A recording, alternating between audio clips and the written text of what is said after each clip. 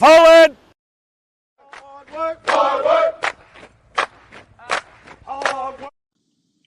Fall in. Hey, what's good? What's good, everyone? What's going on? It's me, your man Trey, and welcome to First Formation Morning Sports Talk as we get into talking about what's been happening in sports the last couple of days. Last time you seen was a Monday. We discussed briefly some things. Of course, the NBA playoffs was different. We hadn't had the schedule released yet for the NFL, and a couple of things. So, of course, we here for a little while, short time, a good time, and all that type of stuff. So, of course, first and foremost, a lot of events going on this coming this coming weekend, the weekend before the Memorial Day weekend. I know everyone's looking forward to that. Get a little time off, go enjoy yourself, catch some games here and there. So of course, always looking to talk about it. So first and foremost, one of the things going on this weekend, those who are into the pugilistic aspect of sports, you got Tyson Fury, who will be facing off with Alexander Usyk on Saturday at noon. Of course, being that they're going to be overseas, they're going to be an early fight. So this, of course, heavyweight fight, in which has been in the works for a long time.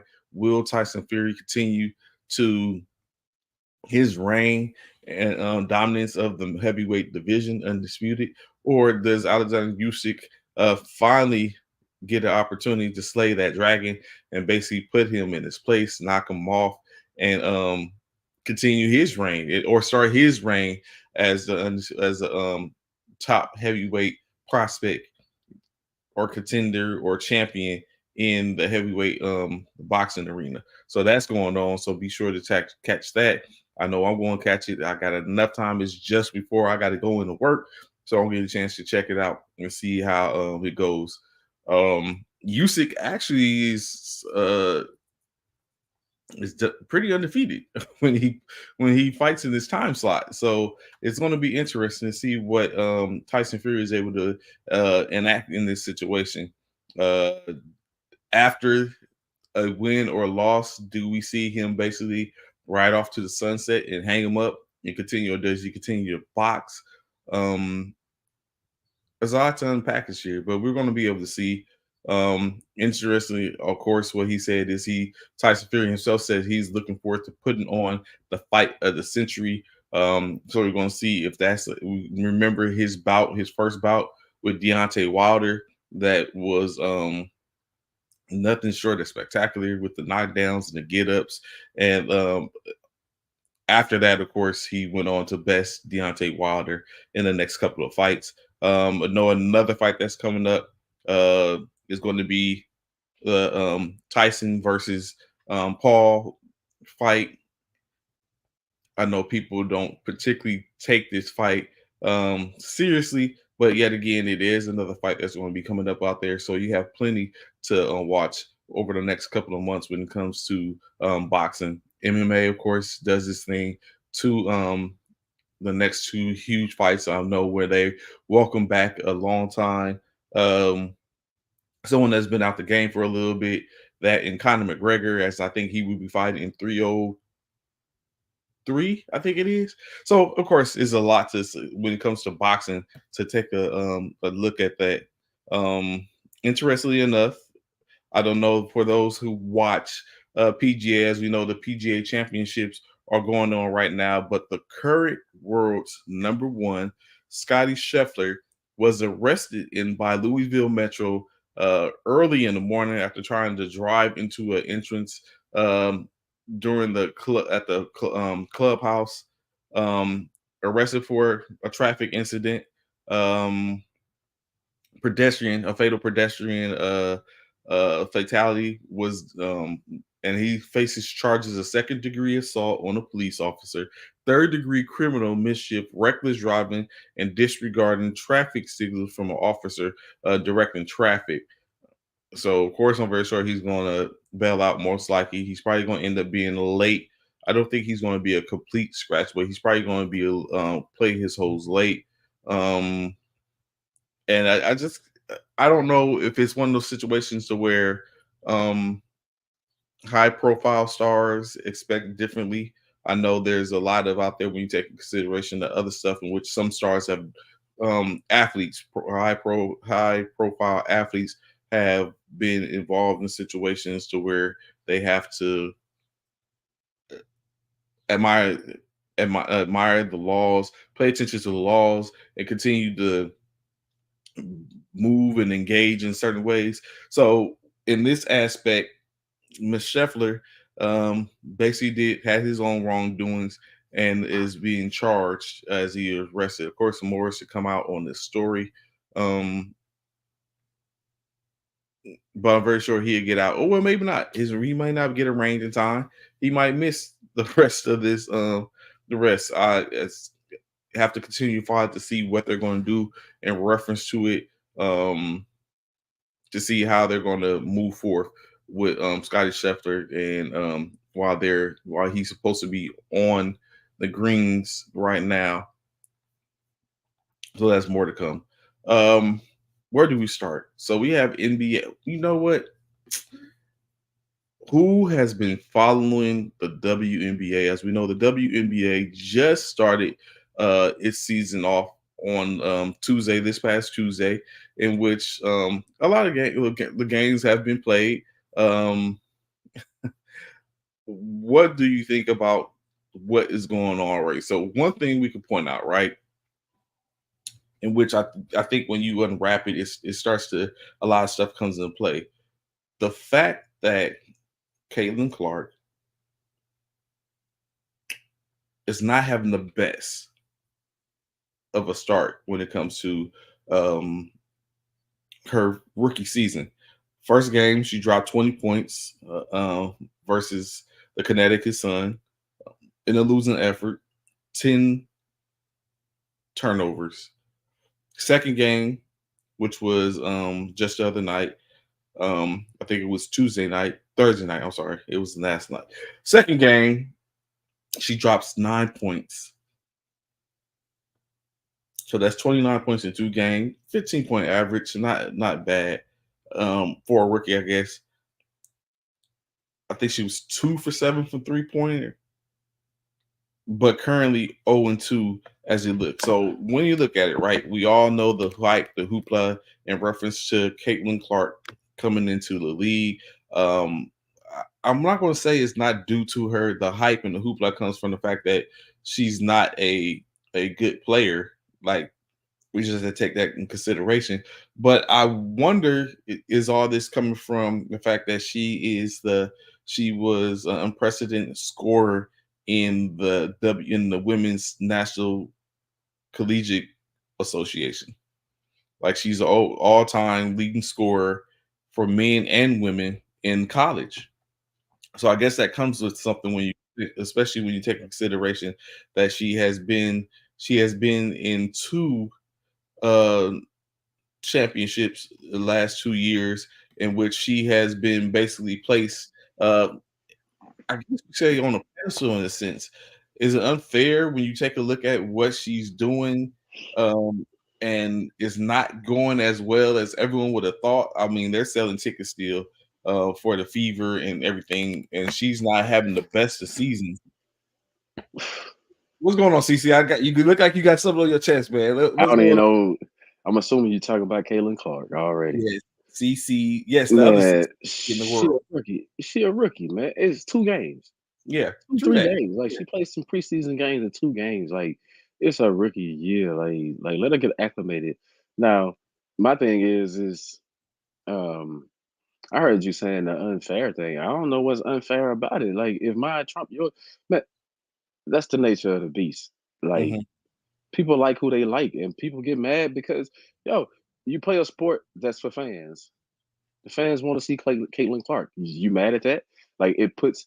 I like what I saw somebody else saying um, that hey, even though the lights on Caitlin is putting the spotlight on the other talent that's in the WNBA. So it's a good look for everybody. Like I don't see nothing unfair about it when we know that this is the way it normally goes. Like her ratings, her ratings are the best since 2001 I've seen or whatever. They some of the best in WNBA history. I mean, why are we mad about that? You know what I'm saying? Like, why are we mad? Like they got chartered planes. Like they catching up with them with the chartered planes and stuff. Like she changing the game for good, and I don't see the. I mean, struggling out the gate. What she was one for whatever from three the other night or whatever, and she had 10 turnovers the first game. Bree took her to school. You know what I'm saying? Oh, we Like, expected that. I mean, that's what I'm saying. And that's Sabrina. Like at the gate, like It's going to be a rough. It's definitely going to be a rough season for her. Particularly, I'm not angry because I see already they're talking about is it going to be Cameron Brink or Caitlin Clark that's going to be the rookie of the year. And just looking at that, of course, there's the plethora of rookies that was entered into the conversation. Um, but I think it's going to be a rough season, undoubtedly for Caitlin Clark due to the pressures that are being put on her by everyone, being that that came with her entering into the WNBA. And like you said, the first game, 20 points, 10 turnovers. mhm. So last game against New York Liberty, in which we knew was going to be a dog for fight for them, she only scored 9 points. Um, Her next game versus the Atlanta Dream, they're moving the game from there where they play at into where the Atlanta Hawks play at to accompany what is probably going to come with them playing them. I guess they got more ticket sales than what's expected, and they have to move the game to a larger arena. So I mean that comes with it, but is it come? People tend to be very when it comes to everyone wants to see someone falter, which Either is win or interesting. lose, right? Like some Yeah, people come in to see everyone you wants to see lose. everyone wants to see her get cooked, basically, or I want to mean, see her. or see her cook back. Like at some point she gonna cook back, and She gonna get and that's somebody. Yeah, it might. She might get the dream. and She I might think get the dream. I think it's gonna be more than that. I think she gonna like those teams that she didn't do well against. Like she gonna see them again. Like she gonna see them again, and I think she gonna be more prepared. Um, I was just expecting by somewhere between game 5 and 7 you will see, uh-oh, projected to be the Caitlin Clark. You're gonna see flashes of it, but it's the rookie year. Like we just saw Wemby. He didn't have great games every night. I mean, we just saw Wemby with the up and down season as well. And maybe the only difference is she gonna play more minutes than Wemby, as a rookie. But you know, yeah, we saw his talent on display. We saw the rookie. We saw the rookies play. Brandon Miller, he was a rookie. This past season he played pretty good. He was in the rookie of the year conversation, but you know what I'm saying. Chet Holmgren, we still see him playing pretty good in the postseason. I mean, it's just certain ones we got to see. So, it should be no different. Like if everybody was expecting the Candace Parker Oh, Candace Parker in it. type Yeah. type rookie year. Like I don't know. I think the dude Mad Dog said it best, man. A lot of that stuff is rare, man. The stuff that we want to see is rare. Like not too many people have done it. Mm. In any sports, right? Rookie come in, like rookie come in and take the team all the way to the top. Like that's rare. So if you was expecting that, but she got like they got a team, right? They got a team. When you think about it, they Aaliyah Boston on her team, right? Like I mean, I'm just saying, like they got a squad. So eventually the team will get it together. She'll get it together. Um, Definitely. Good morning, Armor. Glad to have you formation with us. Don Levin. So what we don't want to do is say up and say she's a bust yet, in or she, 2 games. yeah, she got to get her, as they will say, I'm very sure Canadians she got to get her sea legs underneath her. That's like basically saying that you're going to be a lackluster seaman, um, or in the Navy when you have to get acclimated, right? Like I'm very sure. How was your first time out on a boat when you on a vessel when while you were serving? Like, did it just come natural? Was you kind of shaky? Was you a all pro at being on the vessel, or did you kind of like work your way into it? So I guess it's similar in case. You do have to work your way into it. Like I said, like LeBron came in balling, right? Like, but that's rare, right?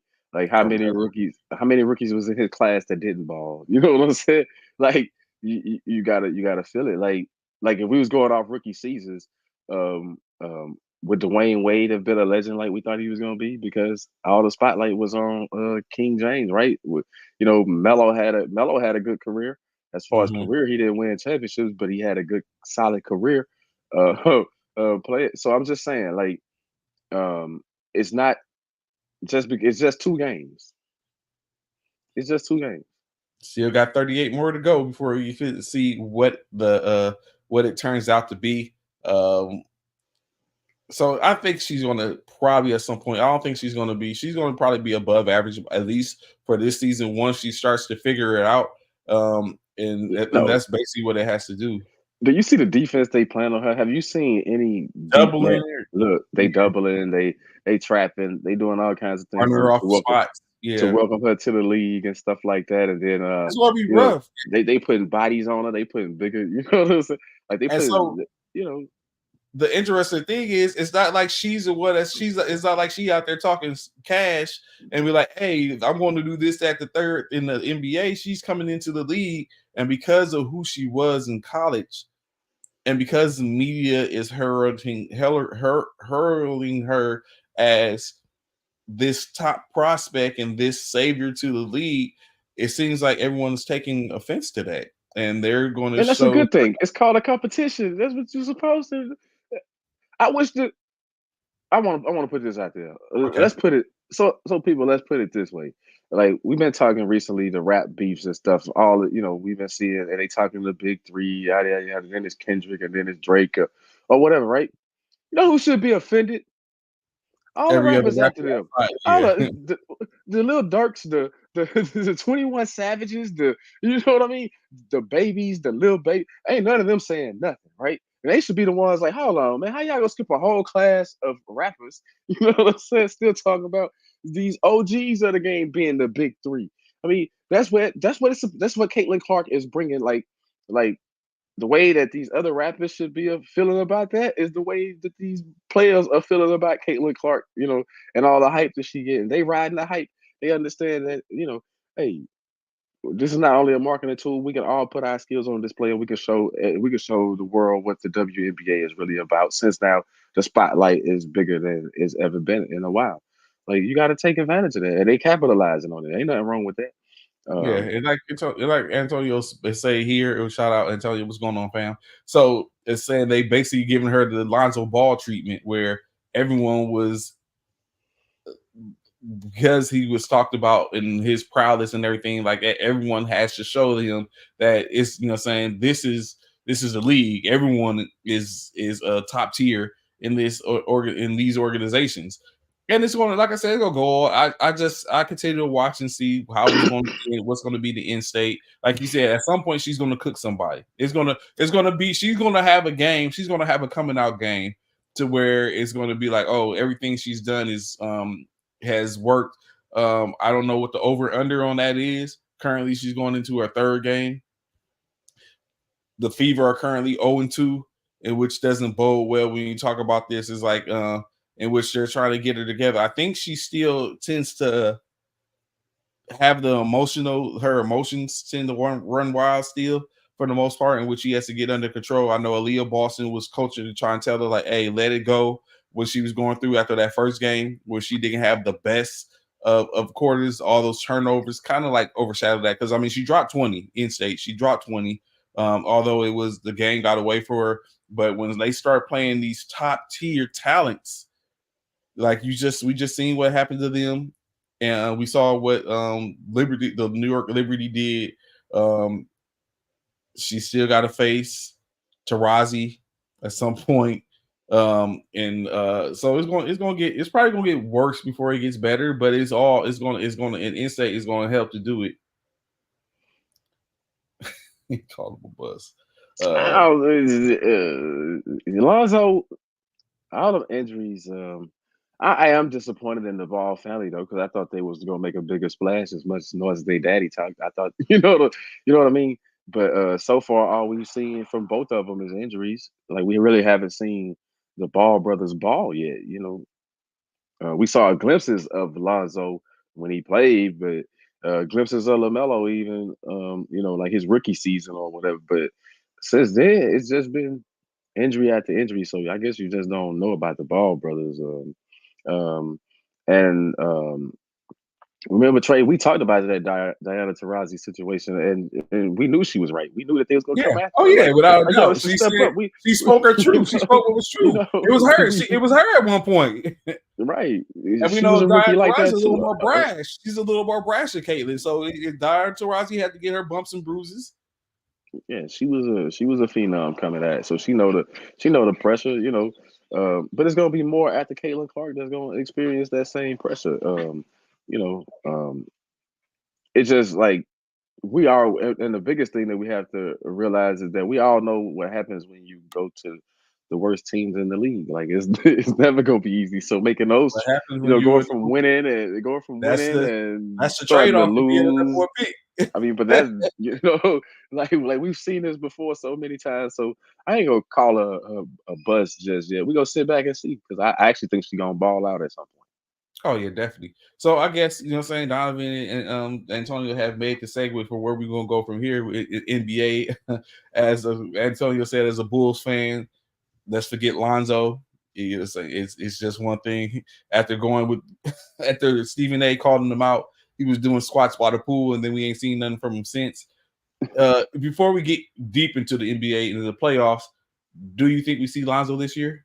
Yeah, I see he just signed that extension, so the Bulls must like what they hearing and seeing, right? Behind the scenes or whatever. If they sign him to an extension, they didn't waive him, they didn't drop, they kept him. So I think they anticipating you're gonna see a healthy ball, and maybe that's gonna help them try to make a deep playoff run. Do Stay out of the play in or whatever, So if you're the GM, are you resigning? Are you extending ball, or are you cutting your losses? I mean, it's a tough one. Like if it was me, I'm cutting my losses because there's too many years. But I would have did the same thing with Kawhi Leonard by now out there with the Clippers, man. Hey, you got. Oh, you know what I mean? Like, but that's just me though. But I would have cut ball. But I understand. But I do understand why the Bulls kept him. Like we saw what his potential could be. His shot had gotten better. Like he was looking like an all star when he got hurt. Last night's game. Can we say that the return of Mike Conley was probably the key to Minnesota unlocking the ability for them to make it the tie at 3-3? Stop it, man. Stop it. We saw the previous three games. I saw it in game five with my own eyes. They quit. Minnesota quit. Like the score didn't indicate what you saw. They quit, but you could see the body language. Everybody quit except Anthony Edwards. Mm-hmm. Cat was shooting short, limping around. He hurt. Whatever. I mean, you feel the. Then they come out in game six with a blitz like that. 20 Like that point was my point before, man. Like, 20-0. I'm not gonna say, like we know the game's not scripted, but man, this show be looking like some funny stuff be going on sometimes. How you beat a team by 45? Like you crushed them the first two games, you took their heart the first two games, then somehow the next three, They run off. you let them gain momentum or Two of whatever. the three was blowouts. I mean, you let them regain on your court. Like if you could have won one of these early on, we ain't even talking right now. I mean, all I'm saying is it just looked funny that you won in the game seven. Now all of a sudden you're in a game seven. and I don't think they're gonna. Yeah, it would have been over by now if Murray would have got suspended. But at the same time, I don't know. I don't know because Minnesota look like night and day. Like they look like two different teams. Like the team that I saw right there beat them by 45. Wasn't even. I mean, it wasn't close from the beginning of the game. And that crowd, you were that loud in Game 6. Where was that at 3-4? Like I just wonder. I'm just wondering, like what switch did they hit that all of a sudden they just looked like the better team, and they didn't look like the better team the last three games. I mean, we saw that. I mean, Joker still getting wherever he want, whatever. But when we saw Edwards from game 1 has been in Murray head. Like Murray don't seem to have it this series. But I don't know. So it's interesting to say that, right? Because Murray has, in my opinion, I understand they're tied 3-3, but I feel that Murray has bested Anthony in this series because they were able to come back. He snatched two of them from him at home, right? So it's like he might not have completely outplayed them in each game. We know Murray was hot in game 3, I think it was. And then, of course, then they went on to win 2. They won 3 in a row. But he ain't So, scored over 20 points. He ain't scored over 20 points this series. So well, I guess I'm saying Anthony Edwards is gearing up on him. I guess I'm saying from a mental standpoint, like, and then you got to think, like, what are we going to see on, what is it, Saturday or Sunday for Game 7? Like, we got Game 7, but Game 7 is going back to Minnesota, is going back to Denver. And with that being said, what do you think the outcome of that is going to be? Man, I had Minnesota winning this series. Yeah, the whole time 7. I Yeah, thought they was gonna sweep them, but now I think they're gonna lose them in the Mile High City. Yeah, I think they're gonna lose. Just off the strength that they haven't. I don't know. You saw what happened to them in Game 5. They played, like I said, they gave up. Anytime I see a team give up, not shoot their way out of a game like the Denver Nuggets did. They shot a whole bunch of threes and missed them early on in that game. I think they was 4 for 21 at one point, 4 for 22 or something for three. But they they was finished 7 shooting for and they 36. kept shooting. They didn't give up. Like I seen Minnesota give up. Anytime I see a team give up, I'm off your bandwagon. Yeah, Denver gonna win that series. Denver gonna win in Game 7. 45 points. That's a lot of points. Yeah, but they're not gonna beat them by 45 in Denver, and it's a Game 7. The whistle gonna be called a little tighter. The advantage gonna go to the team with the experience right there. I'm actually expecting Minnesota to lose their cool and their composure in this game. I'm looking for some bows to be thrown, a few skirmishes to break out. I'm looking for that coming from the Minnesota side because it's gonna be frustrating to have to deal with the Joker on his home turf. Like Murray do a game, so this might be the game that Murray get over 20, which is not gonna be a surprise. He show up in big games all the time, so it wouldn't be a surprise. Gordon, they having a hard time with Gordon. You put Gobert on Gordon, and it's just a mismatch. Like seriously, you put Gobert on Gordon, it's a mismatch. But you got to put Cat on in certain situations. You got Cat playing the better D on Jokic. He at least making Jokic work. Um, how good is Jokic, man? That shot go over. Did you see how he just shoot over 7-footers with long arms like Rudy Gobert? How he just stepped back man, that's a That rainbow mean shot. I mean, that but that he that adjusted. hurt. What Yeah, about the smarts of the adjustment of the Nuggets and Jokic from the first couple of games to where Jokic was struggling to get to his spots and his shots to all of a sudden figuring that out? You know what I mean? And then on the other end, they defense, especially in Game 5, where they rushed Anthony Edwards, trapped him, double teamed him, made him turn the ball over, and those kinds of things. It's like, yeah, um, I think Denver. I think they just gonna hit more shots. it's probably going to all come down to, like you said, that game is going to take place on Sunday to determine who goes on to the next round.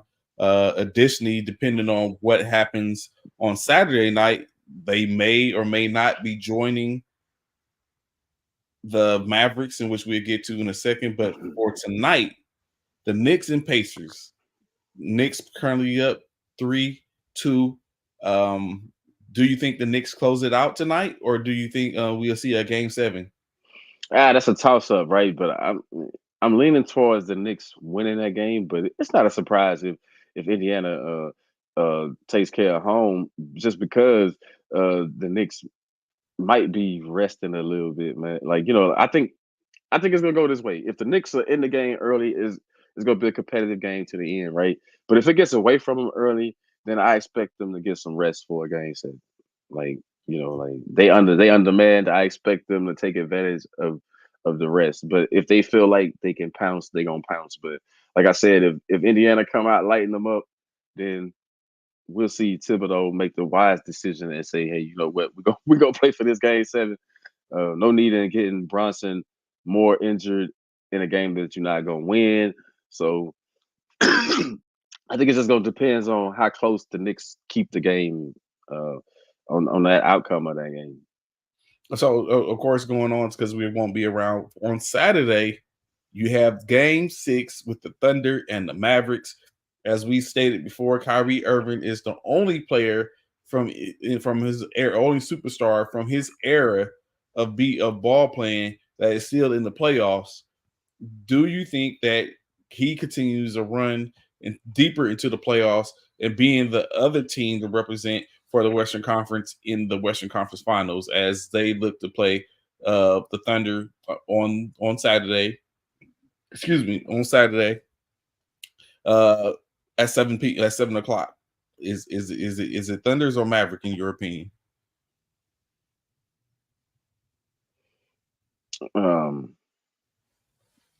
yeah, I think Dallas got the upper hand in this series. Man, Dallas gonna win this series, like whether it's 6 games or 7 games. But I think they going home. They finna wrap it up there. There's no knock against SGA, because what you've seen is Dallas got some defense from somewhere, and then sometimes they don't even need defense. If you're gonna keep missing all those wide open shots, certain players, I think um, um, OKC made a bad adjustment when they switched starters. They had to go back the other way. Now they had to go back the other way. I don't like some of the stuff that they've done adjustment wise. I mean, we know they can play defense, but Luca not even shooting all that well. Kyrie not even shooting all that well when you go by the numbers. But they doing enough in certain spots, and it's two against one. Like SGA had to hit like the one night he had to hit like 4 or 5 shots. What was that, game 4 or whatever? He had to He hit. made game 4 he scored 20 or scored or assisted on 20 of the final points. Yeah, he had to hit like 4 or 5 shots in a row, and they was all difficult shots to keep them in. I mean, they wasn't easy shots. Some of them was behind the backboard. Like, yeah. I don't see that being a successful formula to beat them. Jay, what's his name? Williams. Yes, He ain't Jalen. came. He ain't came to the party yet. It's like, where is this guy? Like, he was so good in the first round. Where is he? You're gonna need contributions from other people if you want to beat Dallas and Dallas. And I don't see the role players traveling well and beating that team. Uh, um, I see SGA having a performance. He might even drop 50, but I still see OKC losing. Okay, going back to what Donovan asked, I think we've talked about this before. The Julius Randle in New York, especially if New York continues to um, to ascend. He asked, "What would you move on from Julius Randle off season, or try I, to?" I moved on from him 2 years ago. I told y'all they weren't going to win anything with him, and if he was playing right now, they season already over. Like, I just feel that. I mean, the guy takes too many bad shots, like, not good shots, bad shots. Uh, um, and I just think that would put, like, right now they can't really. You see, when they shoot bad, they out of there. Like, hey, like, you can't have, like, they already got they undermanned, so they already taking more. You got role players taking shots that they probably shouldn't be taking, or they normally wouldn't be taking within the scheme of a game, and they taking more of those shots. So if you throw Julius Randle in there, he taking some of those shots, and they missing. Let's face it, the guy shoots.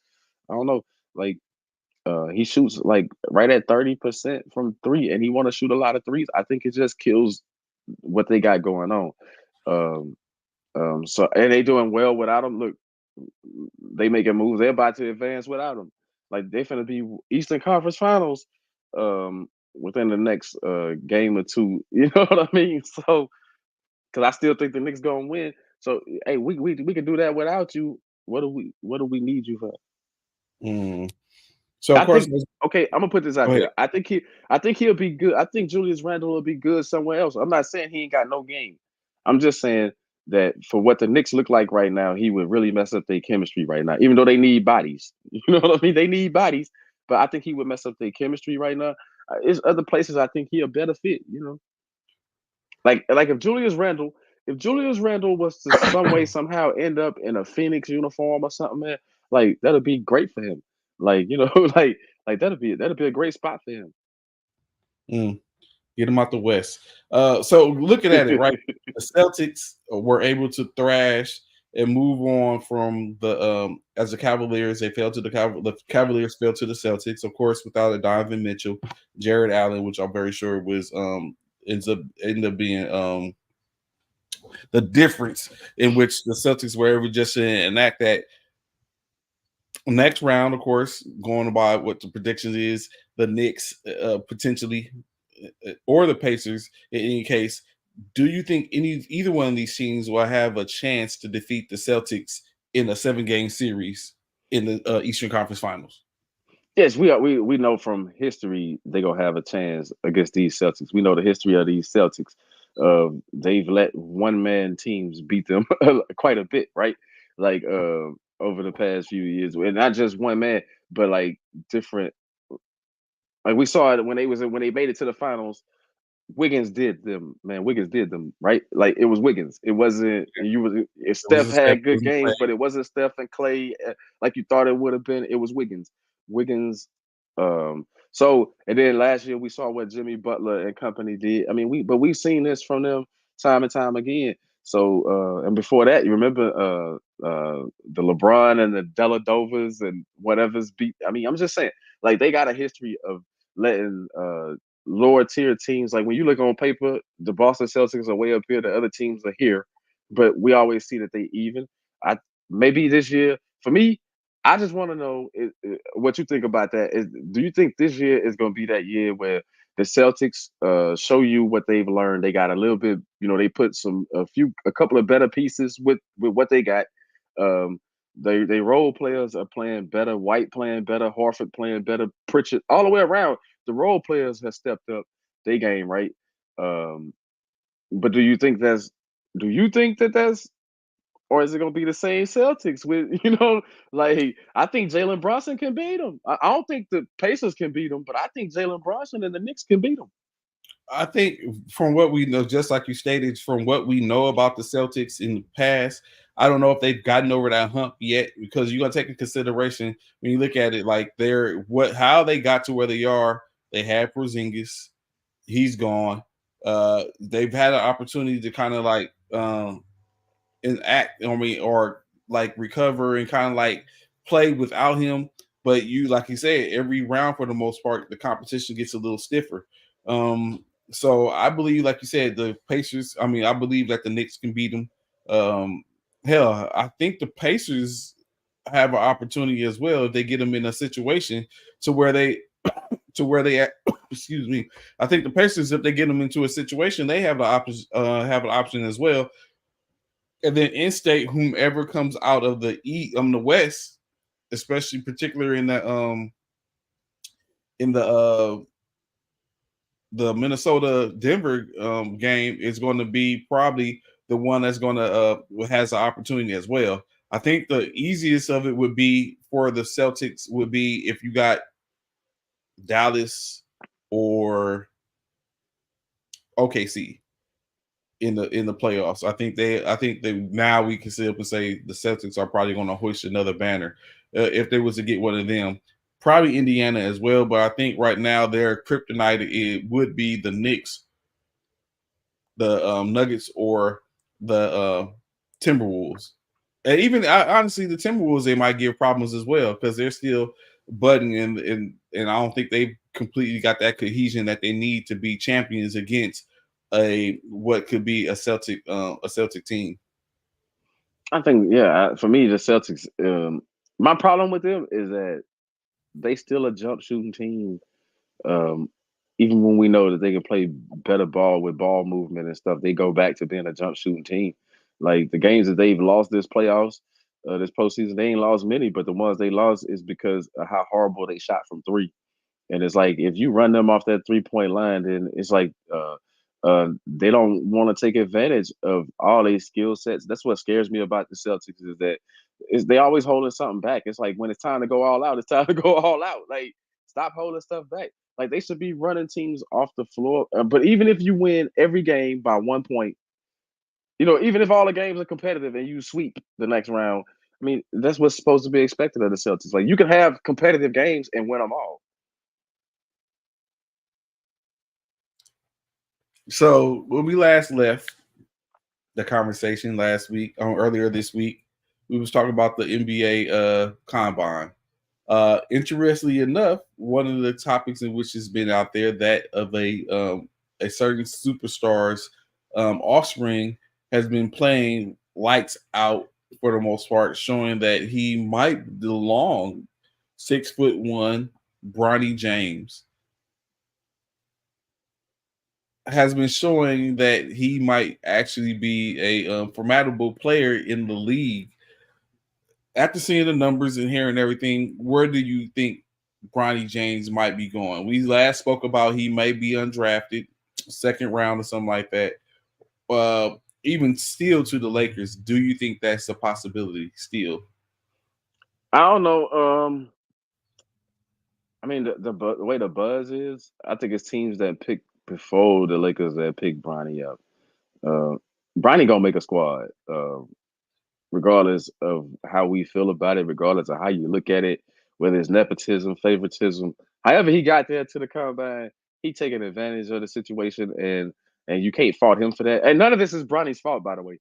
All the stuff that's going on ain't his fault. Like, so I don't even look at it like that, but I do look at it like somebody gonna pick him up because somebody want to try to entice. Like LeBron got that clause. Ain't he a free agent? Like he can go wherever you want to go. Somebody gonna pick him up, try to entice Bron to Connell. uh I don't want to, like I don't want to make a whole lot, but Braun he showed up at the Cleveland game. I mean, it could be Cleveland, um, it could be Miami or somewhere. But I'm just saying, somebody else gonna pick up whoever before the Lakers. They gonna pick him up before a second round. I think Bronny go probably go late first round or something. I mean, now at first I didn't think he would be drafted, but now the buzz and stuff, After the and combine, I'm even seeing it in the highlights there. I guess 13 points in a few minutes is great to what everybody. But I'm hearing he the second best at the combine is what I've been hearing. Like the numbers and statistically the numbers and stuff he been putting up. They've been saying he been coming in second. So whoever first, second is Bronny. So I think that's raising his stock. Um, and even though Bronny says the right thing, said that he's not worried about playing with LeBron is not his priority or whatever. We know it's there because we know who threw it out there. Like I said, none of this is Bronny's fault, but I think Bronny gonna get picked up. You know, 1 through 30, the first round. first round. You think he's a late first rounder? Yeah, he gonna be a late first rounder. Like I mean, that's just my opinion. Which could be possible when you look at it like this, like we talked about before. This draft isn't one of the strongest ones, or is not plenty of top prospect in it. You might get a bunch of players that can actually etch out a career in the NBA, to where they ascend to maybe being better depending on the competition and the teams that they lined up with. So I'm not going to knock the fact of, now you think about it, especially with the numbers that Bronny's putting up in the combine. It's showing. Of course, we're going to see most likely whoever he goes to. We want to see him in the summer league as well, which is actually just right around the corner. So it's I mean, it's not that's not the worst of the conversation to say that Bronny is going to be a first round pick. It's possible, like early first round, mid first rounds, late first round, early second round, but he's going to be one of the 60 drafted at this point. Man. as a fan these days, you've had to get over some stuff like real fast, right? Like how this whole Bronny thing came about. It's like he there now. You got to embrace it. You know what I'm saying? you know, um, yeah, that's what I was saying. I'm thinking he gonna end up going to a good team myself. Like maybe the Celtics. Or that might be just for spite, just so you know what I'm saying. You know, I'm starting to think something like that's gonna happen. That's what I'm saying. To try to, either for spite or for just for enticing and for the enticement of luring LeBron. Maybe you come finish out your career. I mean, I see a Cleveland being a move, right? Like I wasn't mad. Like even though I'm not gonna read nothing into a guy going to a game. That's not what I'm saying. I'm just saying. Um, Seeing him at the game did make me think, man. Hey, he started his career with Cleveland. If he want to finish his career with Cleveland, you know what I'm saying? That that's not a bad look. People go back home all the time, right? Like D Wade tried to play in Chicago before he went Mhm. back to Miami to retire, right? He wanted to try to retire in Chicago, right? His hometown. So we get that a lot. So um, I'm just saying, like it wouldn't be a surprise to me if LeBron took it back to Cleveland because they don't know what's gonna happen with Donovan Mitchell anyway since the season over. Well, yeah. I mean, that's why I said for spite. If it's the Celtics, it's for spite, right? Like, like it's for spite. A team like the Celtics would do it for spite, right? Just because they know LeBron won't play for them, right? But Like I said, stranger things are happening because I thought Shaq would never put on a Boston Celtics uniform, and he put one of them on. You know what I'm saying? Like, like the let's not hard forget time, the Shaq. hard time strike on me. You gotta start Let's not making some forget. like gotta make some moves. Like, you think they really care? I mean, yeah, that's what I'm just saying. We saw stranger things, so but I think the Cleveland move would be man, that would be a grand move in my mind as far as like if that's how you want to hang it up. If you want to spend your last year or two going back to Cleveland, I don't see nothing wrong with that. So, moving on into the NFL. What, of course, we're going. Like I said, we're going to definitely get into this. What did you think about the schedule releases, or saying, or either the prospect? I'm very sure you looked at the Dallas Cowboys schedule. We all knew who was going to be playing who. We just didn't know how it was going to come back, or how it was basically how it was going to be placed. Uh, we know there's 5 international games, in which that's where we're going to top up the topic we're going to touch on next. A lot of nine playoff rematches, basically from the 2023 playoffs, and all that. So, like I said, first going in with the international games, do you agree with the international game play for this most part, taking teams across the water to compete in those stadiums to show them to spread the brand of the NFL? Brilliant or eh? I mean, it's a marketing thing, and they selling out for those things, but um, you know, really, it takes away as a fan. You lose a home game. The Jacksonville Jaguars gonna play 2 games over there back to back weeks. That's at least one home game that they missing, right? Like I'm just saying. But you got the 17th game, so like we was used to a 16 game schedule, 8 games. So you got that wild ninth game now where there's gonna be a home game or a road game. So I feel that I think they're more neutral games anyway, or so I'm not really. But for a league that says that they worry about player safety and injury and stuff, like man, injuries all the way over there, didn't have to wait to get here to really get the care that you was looking for and stuff like that. Yeah, it's just kind of like outside of those factors, I think some of the games have been competitive, and I think I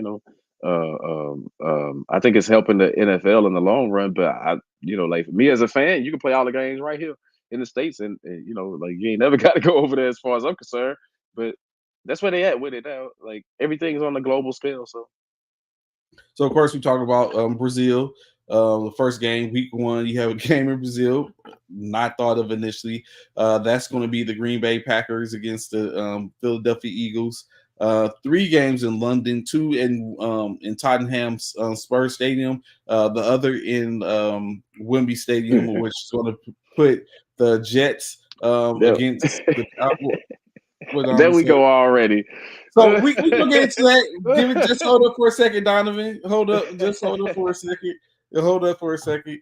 The the Jets and the Minnesota Vikings. First game in London. Then of course you have the Jaguars and the Bears, and then like CC just talked about, and then the double back where the Jaguars are going to stay in England and go ahead for 2 weeks or maybe more, depending on what they is. Probably have to depend on when their other game is. Face off against the Patriots, and then of course they finish the slate with a game in Munich, Germany, as we'll see the New York Giants face off against the Carolina Panthers. Are you feeling those lineups? If you were, are you feeling those lineups? Those particular teams to go see play? No, I think they could have did better. Like if you go put the product on display, like Yeah. like I mean, you could have left the Panthers off. Like the Panthers should not be you know, I don't think they should be on nobody's TV to be honest. Not even in the local Charlotte markets. I'm just playing people. I'm playing.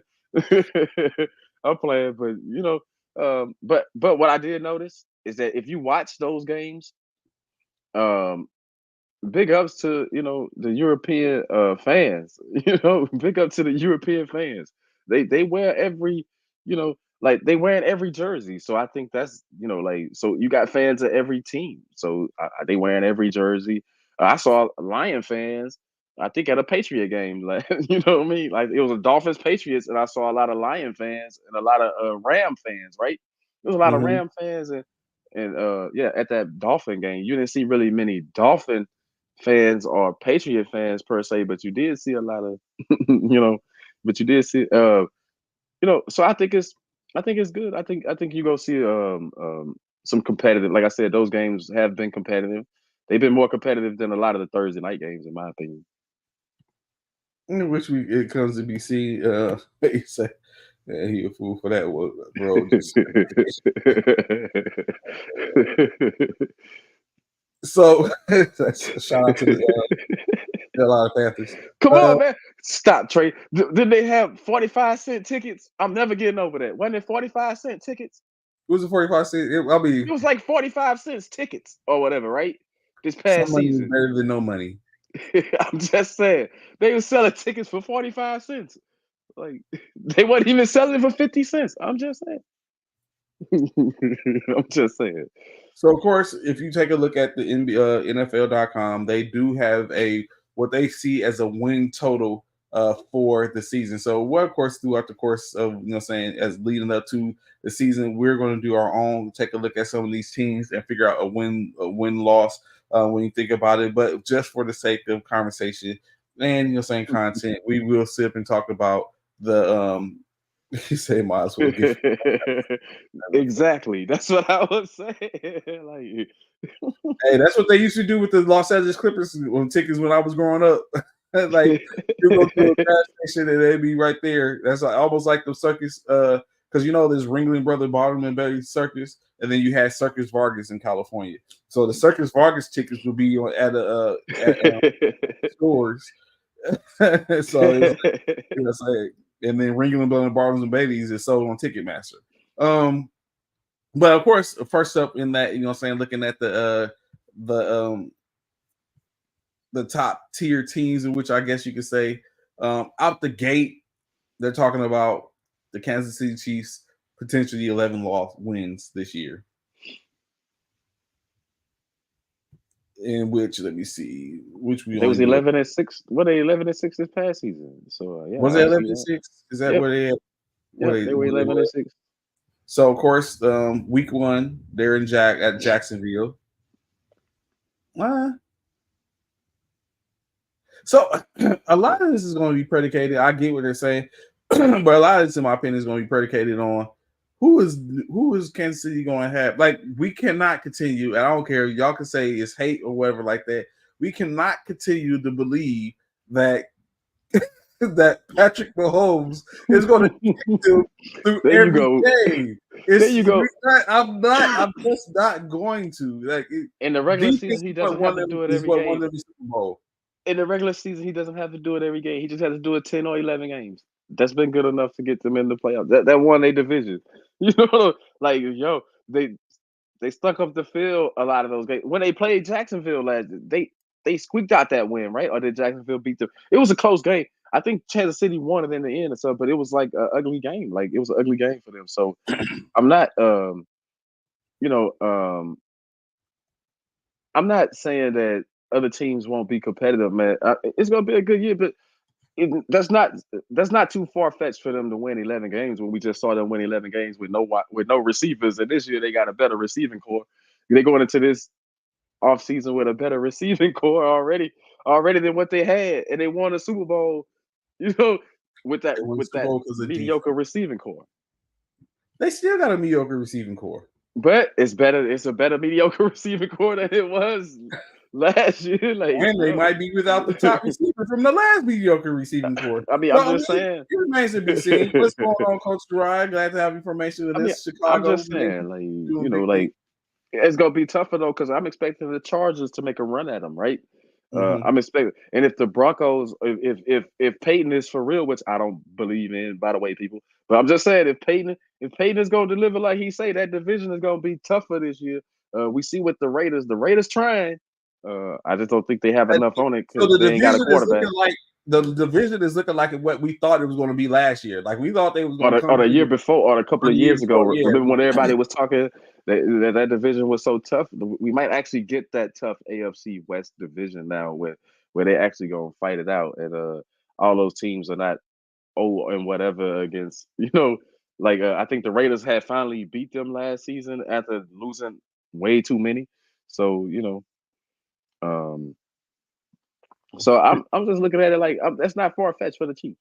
so regular season starts off with the Baltimore Ravens. That's probably a L, even though they're playing in Arizona. They're playing in Kansas City. So their first two games starts off with the Baltimore Ravens and the Cincinnati Bengals, um, in which that might go 1-1 in that game. Next off the Atlanta Falcons. I guess I figure they'd be 2-1 at that point. The Chargers, they got to see them twice. I'm going to give them the early split, but of course I see that as being the 2-2. The Saints 3-2. They have a week 6 bye. They play the San Francisco 49ers at home 3-3. The Raiders, the I like how Raiders, you did that. the Raiders 4-3 in my opinion. For that first matchup against the Raiders, the Buccaneers 5-3, the Broncos 6-3, even though I think they split. The Buffalo Bills 6-4, the Carolina Panthers 7-4, the Raiders in a close one, but I don't know if they're going to be able to get over the hump. So I say that 8-4. The Chargers, like I said, they're going to probably split, which is a 9-4. The Cleveland Browns 10-4. The Texans 10-5. The Steelers 11-5. And then the Broncos, the second time around, I think you might get in the late week. I think it's going to be 11-6. So same thing, 11-6. In That's what which I'm they have, saying. yeah, they have it. It's maybe so. Okay, I That's can what I'm get that. saying. Like, because we know you always got to factor in no matter where they at. Um, that game that you're gonna take off, right? Like every team does it. Like you need the rest, whether you get ready to make a playoff run. You know what I'm saying? Either comes right before you get ready to make a playoff push. I mean, to get it to the playoffs, or Mhm. but it's always like the NFL teams. We know like every team gonna at least lay one egg, right? Like no matter how good you are, you're gonna really stink. Every nothing's going. I mean, it's like it's traditional, right? That every team does that.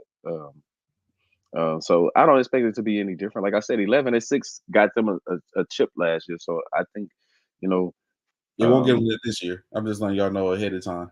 But real quick, Antonio, we had this conversation in which one of us is completely against the play of a particular player, the other one backs that player. What is your being a Titans fan? What is your if you're still on holler at us? What is your take on Will Levis? Is he going to get y'all games? I want to see a Titan fan respond to that question because I'm tired of answering you and saying that this guy is the guy. Like he gonna play better, man. You I'm know what? trying to He tell you. might be better. You know what? I think one thing I can say, like when we talk about Will Levis, I think one of the issues that came into play is all they had was D Hop, right? That wasn't enough. He didn't have anyone to go. You always knew where it was going to for the most part, that where he was trying to get the ball to. Traylon Burke was out, so he couldn't give it. So now, but now he has D Hop, Traylon Burke, and Ridley, more weapons. So he might be a little more formidable. But me personally, I just don't have a warm and fuzzy about Will Levis, and that's based on I someone who mean, doesn't really follow the Titans. and the rest of the NFL didn't wasn't hype on him either, right? That's why he fell in the draft order, and like he went what in the second round to the Titans or whatever, um, Early you first, know. second, yeah. He was there. He showed up. He was in the green room. Remember how long he sat in the green room? You know, like so. I really think that's going to be. Um, I mean, the belief is that I think he's better than Tannehill. I mean, you can't do no worse. You had Tannehill, like and if you didn't have Tannehill, you might have went somewhere. You know, He says yes because he has potential. Plus, they are putting weapons around him and actually addressing the offensive line problems as well. Plus, this is the Burke's third year, and from reports he is showing a lot of improvement in camp. So he believes in Will. He believes in Will. well, there you have it. There you have it. Now he just got to go out there and play it. Like they setting everything up for you to be successful. I'm liking a lot of these teams that are doing that. By the way, I see the comment about the Atlanta Falcons helping out the Bears. Um, if I'm the Bears fans, I don't know what we pumping our chest about. Like, what was y'all record last year? Y'all actually think y'all gonna be that many more games better this year? With you still got a depleted offensive line. You still got you got holes in your line. Your the receivers that you have on the squad ain't none of them proved nothing yet. Like you haven't seen nothing from this squad. Like you haven't seen nothing from this organization in a while. So y'all think that Caleb Williams gonna ball out to the best of his ability, and y'all still gonna be dead last in y'all division. You know what I'm saying? Like he gonna ball out to the best of like for real. Like he gonna ball out to the best of his ability, and that's gonna net y'all last in that division in the NFC North. Like y'all last. Like y'all not leapfrogging the Packers. Y'all not leapfrogging the Lions. You know what I mean? I mean for real, y'all not doing that. I mean, so what are we talking about if you're a Bears fan? Like, your coaching staff haven't showed you that they can even coach. Like, for real, we seen what they did with the other squads. Like, this is the same coaching staff. Y'all haven't showed anything. So pump your brakes on how good, I don't want to hear that So, about the Bears being good. so what you're saying? So I'm about to say so. So let me understand. So what you're saying is you believe that the Bears will finish third or fourth in their division this year. Huh? You saying that you believe the Bears are going to finish third or fourth in their division this year? They're gonna finish last in that division. Like, didn't they I finish think last this last time? I think they're going to finish second. I think the mystique. I think the mystique of not knowing what they have. I think the mystique of not knowing what they have. Like I think clearly in cut that's going to be the Lions or for division again this year. I think Jordan Love did have a one off, but again, I'm big on the fact of you don't know until after the fact. Like Jordan Love is going to be a prove it season to see if Jordan Love is that dude. Like we didn't, they seen him for the first time in the year at fully starting, and he was able to get past. He got the Green Bay Packers in position. You got to take in consideration Minnesota, although I have much love for him. Have Sam Darnold at the helm, and then they have a rookie in who is it, JJ McCarthy, right? Right. And they have a rookie in JJ McCarthy, so they're going to go through their own growing pains. So true enough, Caleb I don't know Williams. about. See, here's the thing about Minnesota. This is Mhm. why. Okay, Bears fans, follow me on this. Even without a quarterback, even with a Sam Darnold or a JJ McCarthy, look at Minnesota. Look at their upside. I mean, they struggled last year, when they lost Cousins and then the whole quarterback fiasco. But look how good they looked at first with Dobbs, and look how good that they got a better defense. They got better receivers. They got everything in place. And if they can just get decent they don't have to have great quarterback play.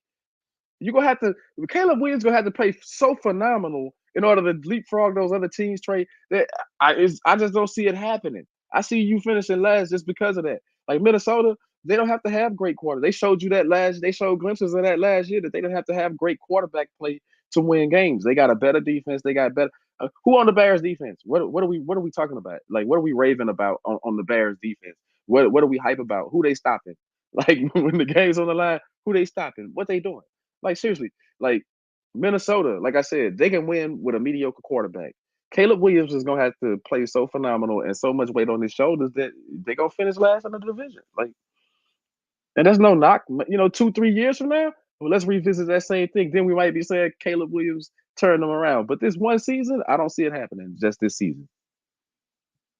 So the next team which we'll take a look at is the Cincinnati Bengals. Of course, we know the Cincinnati Bengals are coming off a stint where their top-rated quarterback, of course, we talk about Joe Burrow, was out, had surgery, and expected to come back. Now, of course, we know they've been trying to make moves to enact something where they're going to be able to make that comeback. Like they have been the kryptonite to the Kansas City Chiefs, in which we keep talking about. Of course, they can't win a championship because they play in the same conference. I mean, same division or the same conference as the Chiefs. So all they could do is knock them off to go on to be dismantled by an NFC team. So of course, NFL.com states they have them as a 10.5, which means 10 or 11 games on the season. With that being said, their season starts as such. They have the Patriots. I guess you could say off of what we know past data, previous data, New England's probably going to lose that game, especially when you look at the fact that they're coming in with Drake May, in which, to your point, Jacoby Brissett said he is open and he looks forward to mentoring Drake May. Lord have mercy. If I'm Drake May, I'm like, man, what y'all doing to me? I'm already. I'm talking to whoever the GM is and the coach. Like, man, for real. Like, this is like for real. It's like, hey, Penix gonna get to sit behind Cousins potentially, and I got to sit behind this guy whose record is 10 and whatever. Like, what is it? He like what? 16-40 or whatever his record is as a pro. Like, this is what I got to sit behind. No, man. Wow. Yeah, New England. New England, what you doing? So like I said, Cincinnati and New England, that's 1-0. Kansas City and Cincinnati. I think it's going to be too early for in Joe's comeback tour to probably be able to go head to head with Mahomes. So I see that as 1-1. The Commanders and Jalen Davis. I don't know. Jalen Daniels. I don't know. Actually, I'm a fan of the Commanders, but they might not have it there. But they're probably a little more better suited. I'll give Cincinnati the lean just because they're going to be.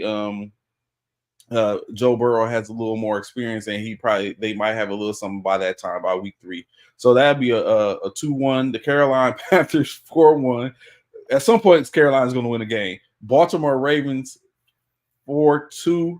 The Giants 5-2. The Browns, I say they're probably going to split, but I give them the first one 6-2. The Eagles 6-3. As much as it pains me to say that, the Raiders, I think might catch them slipping at this point. I give a 6-4. The Baltimore Ravens on the second time around, I don't think it's going to be a split thing. 6-5. The Chargers, I think might be clicking 6-6 based on what they had before. The Pittsburgh Steelers is coming to them, seeing them. I think, excuse me, that might be a split, but we'll give them 6-7 now. The Cowboys 6-8 if the Cowboys are clicking. The Tennessee Titans 7-8. Browns Dang. again 7-9. The Broncos 8-9. The Oh, a Steelers, losing record? yeah, a losing record. Steelers, they see the Steelers again. Did I give them a split with the Steelers? I don't know. I think that's I think that's 8-9. Yeah, 8-9. 8-9, 8-9, It's my 8-9 18, record. 8-9, 17, something like that. So For yeah, I eight think nine coming out record. the gate, I think Cincinnati, in my opinion, they're not going to be what they're thinking they're going to be. I think Cincinnati is going to have a losing record. I And disagree with that because I see they this offseason they putting in an effort to try to get the offensive give them line right. a line. So that's keep Joe upright. Um, I do agree that if he goes down, their season is over. But I think with a healthy Joe Burrow, man, they dangerous. We've seen that before. He figures out ways to win games. So I see them really finishing. But because of their division, ooh, it's tough to say that they're gonna win that division when you got the Ravens, and then you're I gonna be think they go looking at 2 for a the division. revamped Pittsburgh Steelers, and Cleveland was no slouch. Remember, they was in the playoffs. Like three of those teams was in the playoffs last year. So So I think um, they split. I think they definitely split with Cleveland, and honestly, I don't know if they even split with Cleveland, but I think potentially they split with Cleveland. They split with Pittsburgh, and they lose a 0-2 uh, with Baltimore. I don't know. I think they get split with everybody. I think they go at least go win one against all three teams in the division. They'll be 3-3 out of those six games. Highly competitive games, I think. But I think that let's go give them 3-3 right there. But then I look at the rest of their schedule, man. They can win those games. Especially Joe is good at bringing his team back or getting the lead and keeping it. So I just think with a healthy Burrow, Cincinnati. Um, yeah, I don't see them having that sorry of a record with this guy healthy. I give So him. I'm gonna give him 10. Yeah, 10. I say 10-7. you give them 10. That's what. Ain't that what Pittsburgh did? 10-7 to get in the postseason this past season. I give him. I give him 10-7 with a healthy Burrow. Keyword healthy. Yeah. Keyword healthy. So next one I have to talk about the Houston Texans. Do the Houston Texans come back and enact what they did last year? I think that's the key term in which I don't believe they are going to.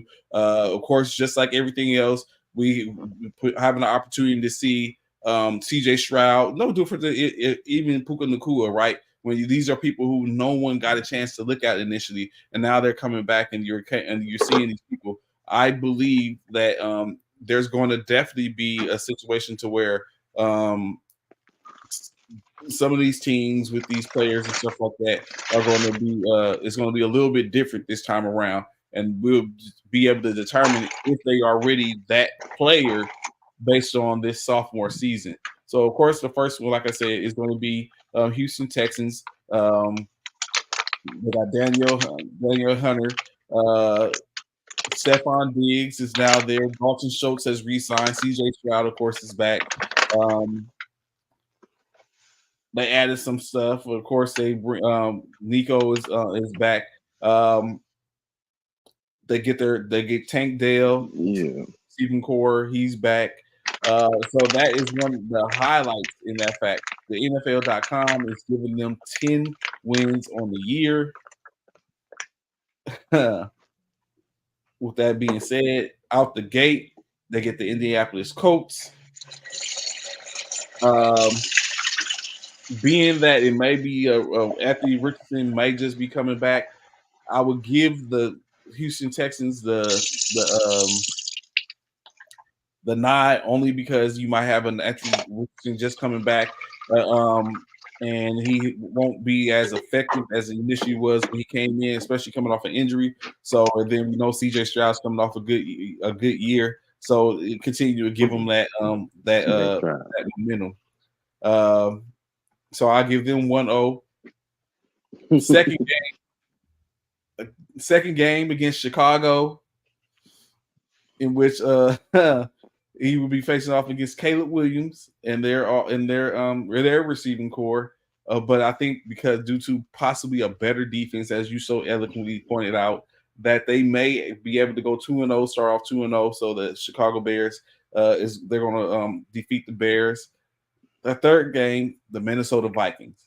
So if these, I just can't do it yet for the Vikings. 3-0. The Jaguars. I think the Jaguars will get their first loss. I think we're going to see a different Jaguar squad. Although they're without Calvin Ridley, he's going on to bigger and better things. I think they're going to find a way to get past that. I think we're going to see early. What we see is that usually um, the Jaguars come out pretty good in the beginning, and then they start to tailor off later in the year. I think they will start off hot and continue and put some pressure on their division. So Jacksonville Jaguars, I'll give them their first loss versus them. 3-1. The Buffalo Bills 3-2. The New England Patriots 4-2. The Green Bay Packers. I really don't believe in Jordan Love at this just early in this juncture. They don't have what they had before. They have a whole new offense. Um, 5-2. Indianapolis Colts running it back to them. I get this becomes a split. 5-3. The New York Jets 6-3. The Detroit Lions 6-4. The Dallas Cowboys against against the Texans battle for home. They in Big D as well 6-5. The Titans 7-5. The Jaguars running it back 8-5. The Miami Dolphins 8-6. Kansas City Chiefs 8-7. Baltimore Ravens 8-8. The Titans, I think they knock off the Titans, and that's going to put them at a 9-8 record. You really think they gonna finish 9-8? Yes. I got them finishing. I got them winning that division, and it won't even be close this time. Um, More than 10 um, wins? I have them winning 11 or 12. I got them at 11 or 12 wins, and them winning their division easily. I don't think they're gonna split with nobody in their division. I think they beaten. I think they beaten Indianapolis twice. They beaten Jacksonville twice, and I think they beaten Tennessee twice. Um, if you haven't seen, the Texans are putting together a good team to challenge Kansas City. Look, I'm seeing a team that's saying that we can win our division, but we can go after it all. Like if you see what the moves that they made and everything, the offseason moves, they getting prepped to beat teams like the Ravens and Kansas City. They understand who the playoff matchups are. They're not even worried about their division. Like this squad, that's what I like about them is they're not even worried about. They know they're gonna handle business in their division. They had some injuries. I mean, I'm not even worried about them. Maybe if Stroud goes down for a long period of time, they might struggle. But I'm saying that we've seen them make adjustments with injuries to the big time players on their team, and they still looked pretty good. They had a rough one in the playoffs, but look how far they made it. Like I mean, like they won in the first round. Like they got out of the wild card round. So I expect them to expound upon that. Maybe get to the same spot and be able to pull that off. But I see them winning their division easy now. I don't see no problems there. Um, um, Tennessee got some work to do as far as I think Tennessee gonna be better offensively, but I think with Vrabel leaving, the defensive mind is gone. I think some of that defense they're gonna tag off a little bit on the defensive end. They're gonna sag a little bit. Um, Jacksonville, I just have no belief in Trevor Lawrence. I've given up on Trevor Lawrence. I just don't see him. Um, they might have should have been looking at a quarterback, in my opinion. Trevor Lawrence ain't got it done, and I don't see him just automatically going to start to get it done. He's been too up and down for me. Um, um, and the Colts, Minshew is gone now. We don't know if they would have had the same type of season with the way Richardson plays. Minshew plays totally different from Richardson. Uh, Richardson, you're gonna be relying on him to run the ball a lot more. Yeah, so I don't know what kind of offense the Colts are really going to put out there. We only saw this guy like 2 games or something last year, 3 games maybe. Richardson. So we don't know what he's going to give you in an 18 game schedule. His body might not, or mentally he might not even be prepared to play that schedule. We haven't seen him play the schedule, so I'm going with the guy I did see play the schedule, the team I did see do well, and that's going to be the Texans. I think I'm not jumping on the Texans bandwagon. I wish I wouldn't, but I just think they're gonna win that division with a 12-5 record. Hmm. So Another thing released by NFL is the top based on Caesar's best Caesar Sports book. Um, the MVPs. They gave the top 10 MVPs. So would it be a surprise to you if I told you that the top 10 potential MVPs are all quarterbacks? No, that's not a surprise. We just had this conversation not long ago. Didn't a quarterback win MVP? I'm just saying. Didn't a quarterback just win MVP? Who was just the MVP of the league? Lamar Jackson. Exactly. What position does he play? I mean, and before him, it was who? Uh, I mean, Aaron Rodgers. no, before him, wasn't it Jalen Hurts? Who was MVP? Oh, Jalen Patrick Hurts and Mahomes Aaron or Rodgers. Yeah, somebody? What? I mean, that's yeah. what I'm saying. It was a Yeah, quarter. It Aaron was, it Rodgers. was a quarterback. What Yeah. I'm saying is that so that's not a surprise, man. Like look, if you're a skilled player, you might as well just accept the other awards already, the offensive player of the years and stuff like that. You might as well just accept your role on the team already. It's a quarterback driven league. All the money, a lot of the money going into the quarterbacks, man. Quarterbacks is receivers. Running backs are way down here. I mean, when have you seen a receiver win the MVP? Like in a season, has that ever happened? I mean, I'm just saying, like, has that Randy Moss caught 23 touchdown passes in a season, but I think Tom Brady threw 50 something, like, or whatever, right? I mean, I'm just saying, like, what are we talking about? Like, it's going to be quarterback. I have hope. But It's going to be quarterback. these 10 names, in which some of them are a surprise to me, but it's 10 names. Of course, who leads the pack is Patrick Mahomes to enact another MVP season. Joe Burrow coming back, Lamar Jackson, So far, predictable. CJ Stroud for MVP, Mhm. Tua Tagovailoa, Josh Allen, So pretty much the same names they always mention. Anthony Richardson, Okay, that's a new name on the list. Jared Goff, Aaron Rodgers, and Jordan Love round out the top It's 10. pretty much the same names all the time. It's the same people all the time, like round and round and round. It's the same people. At some point, the quarterback is not going to be the most valued position. I don't know. Look, a running back in today's NFL, a running back is going to have to, man, you're going to have to rush for 2,000 yards. You have to rush for 2,000 yards and probably catch for another 12 in order to be in that conversation. And that's not happening. You have to have phenomenal numbers. Uh, what can a receiver do that's going to outdo the quarterback on his team that threw him the ball? Like I said, if the receiver have 25 touchdowns and outrageous numbers, like if Tyreek Hill would have broke the receiving record in yards, for yardage last season, then what does that put Tua? You know what I'm saying? So Tua would have had like a darn near record breaking season, right? Like just with his numbers, Waddle's numbers, it wouldn't have been Tyreek. It would have been Tua. Like you know what I'm saying? Like so, it's gonna always be the quarterback right now. Unfortunately,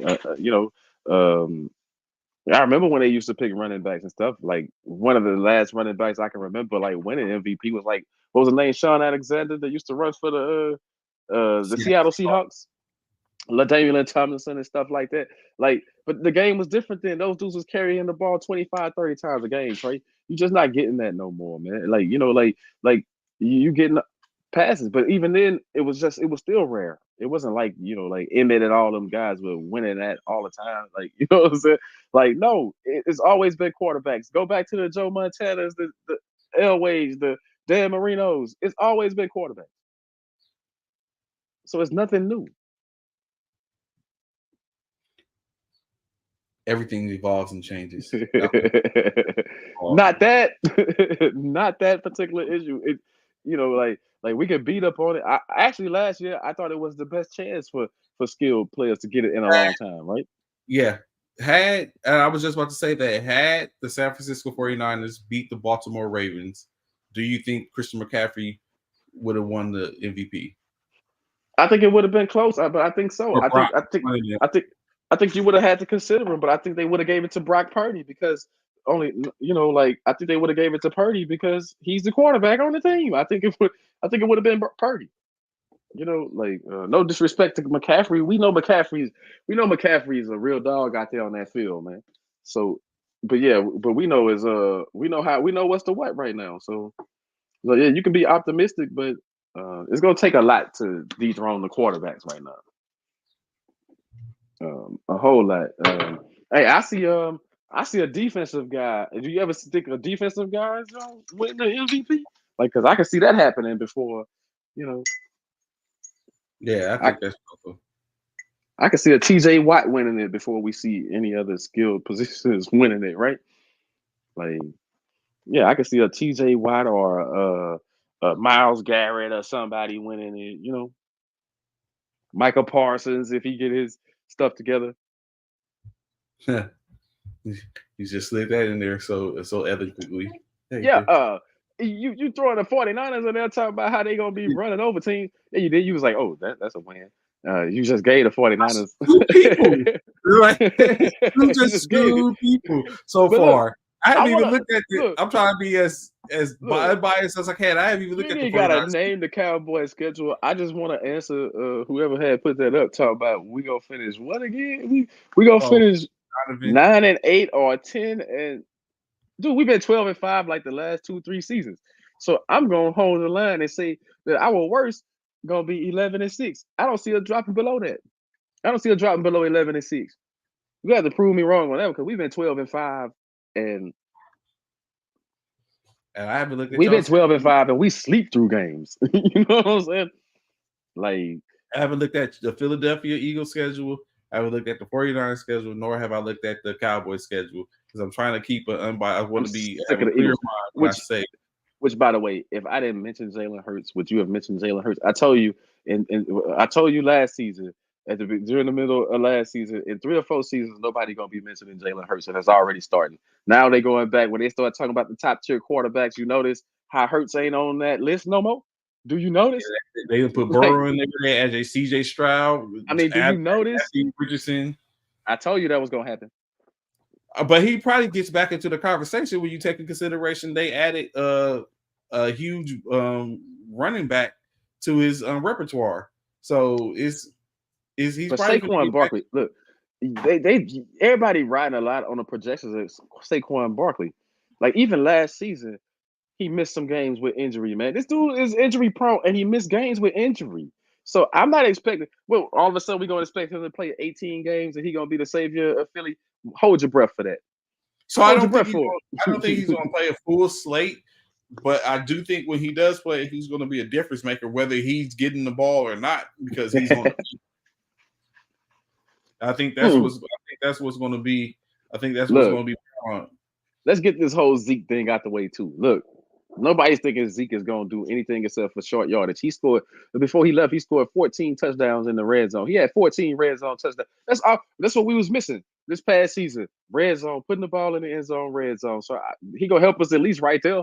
Like even if he put 10 of them in the end zone, that's 10 more than what Pollard put and Donald and whoever else we had in the backfield last season.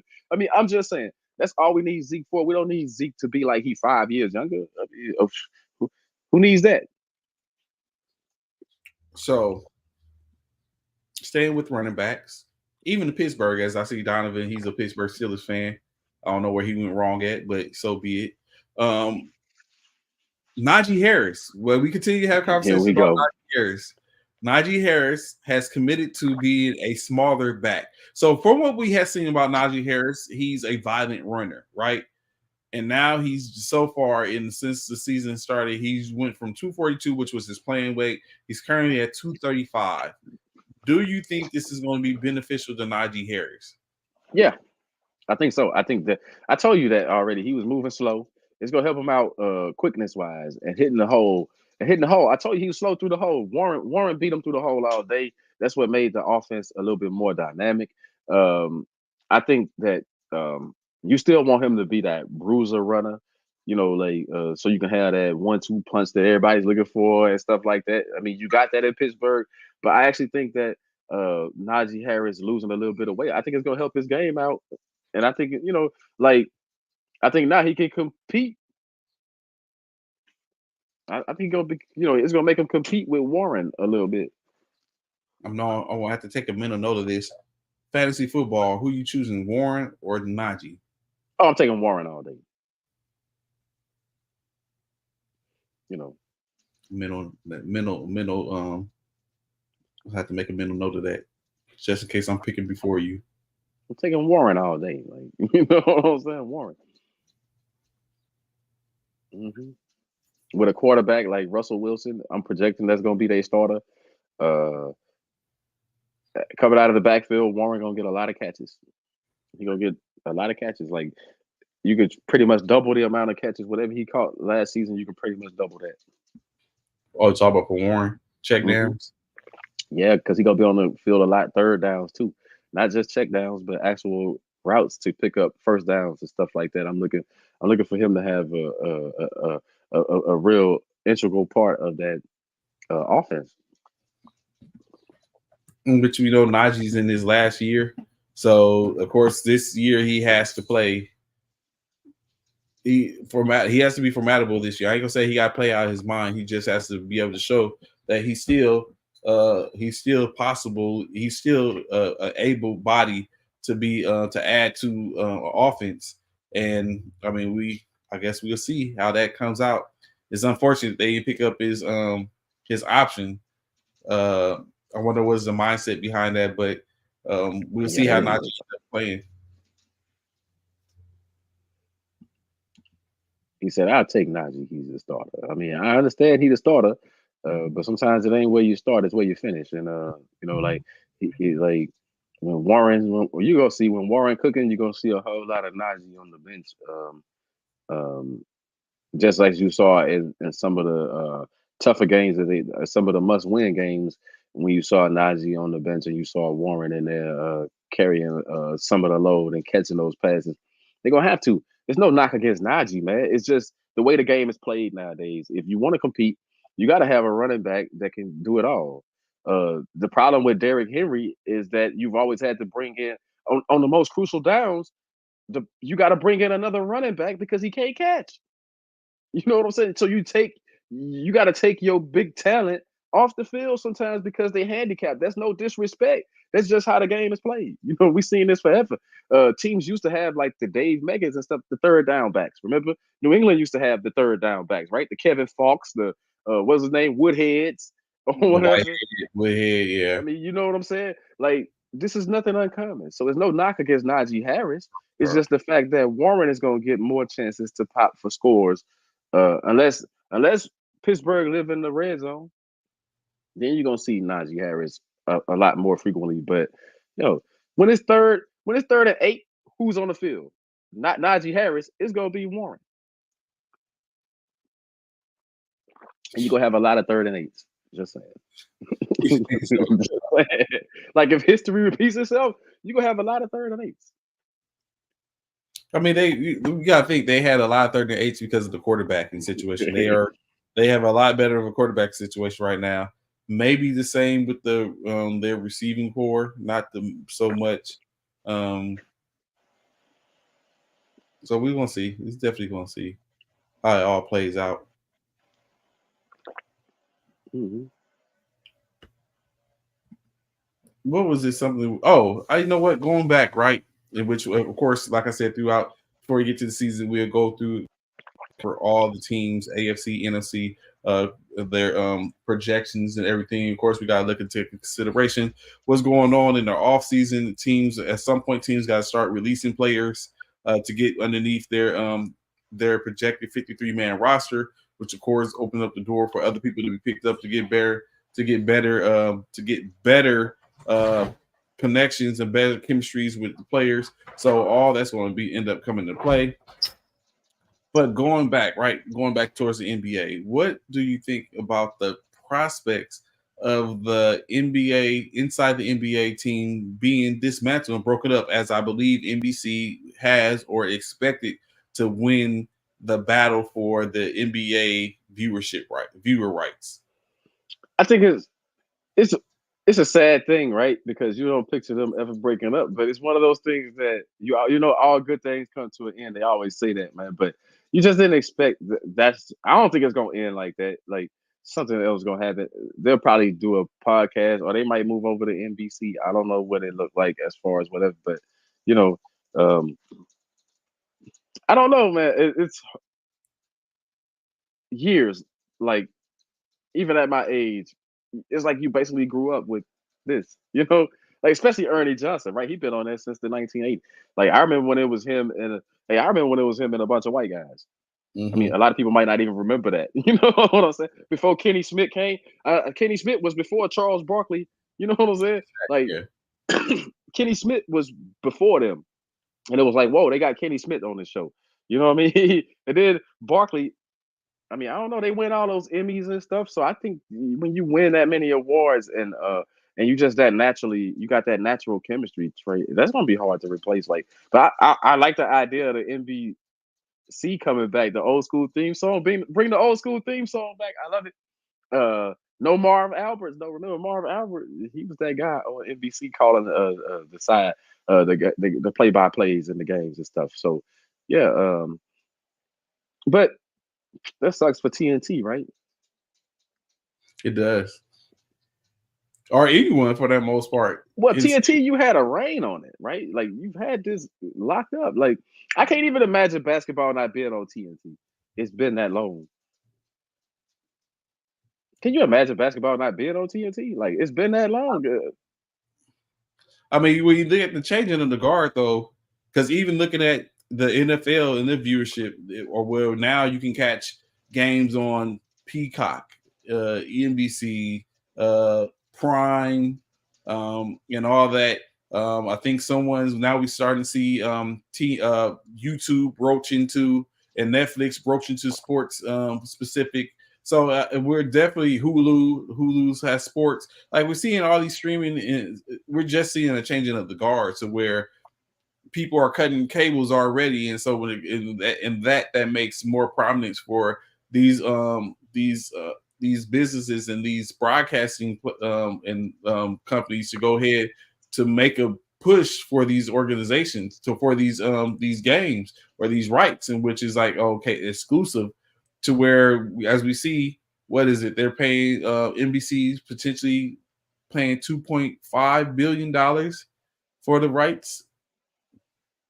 And then, so if what does that say if TNT doesn't jump as that, or isn't willing to spend that type of money? I mean, it's just saying that hey, too, you know, like right now we're going a different way. Too rich for my blood, but you know, like, but you got other things cooking if you TNT, like the hockey, like they doing the hockey. They still, you know, like the Turner. I'm sure they still gonna be doing the NC double A tournament, stuff like that. So you know, like the NBA. But the NBA, we know what they're trying to do, man. You know, like you trying to be like the baby NFL, and I just don't know if you there yet. You know, I don't think you there on that same level. So um, um, I think it might hurt the NBA a little bit. Um, Going to the b- NBC. yeah, and the reason why I say that is because we see people already complaining about the start times of some of these games. It's not going to get better for the NBA. The NFL, hey, they they can say, hey, these are our time slots, take it or leave it. The NBA, you see, they gotta flex their stuff. You know, that's why games are starting like, you know, like you in Central Time Zone, the game starting at 10 o'clock. You know, like you know, it's almost 10:30 when they jump in ball sometimes. Like, so it's just the different. Like to me, it's just the difference of the product, like and the difference of how your schedules can be or whatever, and the viewerships, right? Like when you're not viewed that much, this is what they tell you: you got to take this slot over here. You know what I'm saying? Like when you're not the focal point, they could tell you, hey, you know what, that slot's not open for you, but this one is. I mean, and that's what you get with the NBA. But I think in order for them to resurrect their brand, so to speak, viewership wise, NBC is a huge move. Um, Bringing it back there, that's a huge move because that's you just need an antenna now. You feel what I'm saying? Versus like because everybody think that everybody got streaming services and everybody got Wi-Fi and stuff. But man, you start hitting some of these rural areas where Yeah, it's Wi-Fi tough. is tough, and you still have to have like antennas and cable or whatever. You know what I'm saying? You still have to have that, like with a digital. I mean, it's a lot of America that's like that. So you just gotta you just gotta realize that not everybody gonna be able to move to your streaming platform. So moving it back from a cable network, which that's always panned out. But like I said, moving it to like back to the NBC or something like that. Like watch the numbers go up. Just watch it. Mm. So something that else that NBC kind of has a lock on as it's getting ready to start up. As we know, this year is the U.S. Olympics, Olympiad in 2024, starting to take place in July. So that means the U.S. ATF, or the United States America Track and Field, is going to be front and center starting the 21st of June for their 10-day event out in Eugene, Oregon. I look forward to seeing that. In years past, I haven't been able to see it. I haven't caught it. But this year, I'm going to be definitely checking it out. Maybe not all 10 days, but a good amount of 10 days. We know is that usually the U.S. dominates in these games with the overall medal count, not necessarily overall golds, but overall medal count. Do you think that continues on, and is it going to change anytime soon? Yeah, I think we continue the tradition of always medaling, like out of all the three medals, bringing home most medals. Um, but we probably one of the only countries that have that many people in that many events. You know what I'm saying? Like let's just keep it real. Like I mean, you know what I mean? Like we're a big enough country to where, yo, pretty much every sport the U.S. is participating in. So I like our odds. Um, whereas you got some countries, they only they limited to what sports they participate in. When you in all of them, yeah, you got a chance to get all the medals. In the track and field, what are your most like events that you like to see the most? Um, Track and field, of course, you always want to see the fastest man competition, right? Like when it's track and field, you want to see the 100. You want to see the 100 meters, because that's where it's at. That's always how we've been able to gauge the world's fastest people, right? The 100 meters. So I like the 100 meters. This year though, I'm more excited about the female 100 meters. The female, I mean, like Shakari. I know they was talking about the prior issues, her prior issues and stuff. Oh, that's out the window. Go out there, prove to them that you're the fastest woman on the planet. Want to see that? You know what I'm saying? I'm there for that. And I actually another part of it that I actually like the relays, but I like the long jump, right? I think the long jump is always my sleeper event because um hey, it's hard to pull that jump off and not get disqualified. I think we saw the young man getting disqualified, like like that's tough. The discipline that it takes for the track and field, those things are interesting, but fastest man and the long jump for me. 100 meter. And so I just see the same, especially track and field, 100 meter, all the relay races, the 4x4, the 4x1, men's and women's, the 100 meter, the 200 meter, men's is men and women's. Even sometimes I watch the long distance ones, the 400, the 18, 1600. Uh, I've watched the steeplechase a couple of times where I pay attention. I look off here. I just speak because you always look and see the endurance of people when they're running and how they tend to their strategies and stuff like that. When you start to get separated, I feel bad for the guy that's being lapped. But then again, I take it and look at it like he's on a national scale. He's on like a world scale, which he's yes he's being lapped, but if he was running against anyone else, it will probably be him as the hunter as opposed to the hunted. So all that when taking consideration. Don't forget Simone with the gymnastics. I think she can do some record breaking stuff. No matter even if she don't place no higher than silver, as long as she's win a few medals, I think that puts her in a certain legendary. She already legendary, but that puts her in another category if she wins. At what this is what her fourth, third or Yes, fourth. like Yeah, a every fourth 4 years. Olympics or something. So And then even yeah. swimming, I like watching swimming as well. So it's a whole bevy of things in which you look Hey, at it. the synchronized swimming. No, That's I some don't of like. the. I'm just saying that's some of the most difficult stuff to do. The synchronized swimming.